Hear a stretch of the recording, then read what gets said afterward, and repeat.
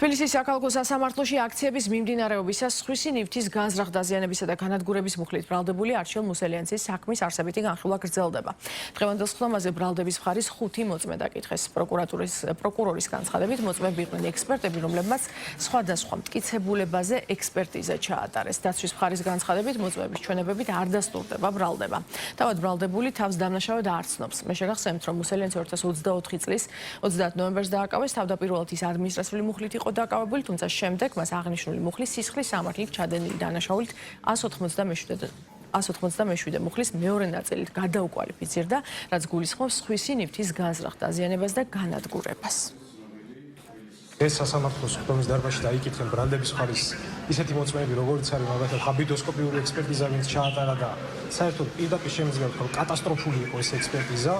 საერთოდ არანაირი შეიძლება ითქვას, რომ კვლევაც კი არ ჩატარებულა, ძალიან გაიმარტივეს საქმე და ძალიან შაბლონური და ზოგადი და უსაბუთებელი პასუხები იყო წარმოდგენილი.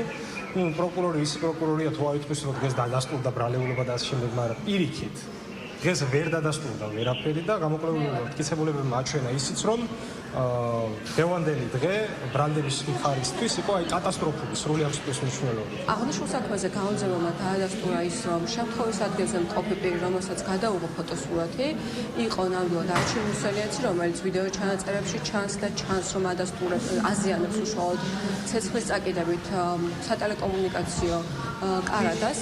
ასევე მოცემულ სისხლის სამართლის საქმეზე დავკითხეთ ექსპერტები, მათ შორის ჰაბიტოსკოპიური ექსპერტიზის დასკვნის გამცემი ექსპერტი, რომელმაც კატეგორიულად დაადასტურა ის, რომ ვიდეო ჩანაწერზე ასახული პიროვნება, რომელიც ჩანს, რომ აზიანებს ცეცხლის წაკიდებით სატელეკომუნიკაციო კარადას, არის ნამდვილად არჩილ მუსელიანცი.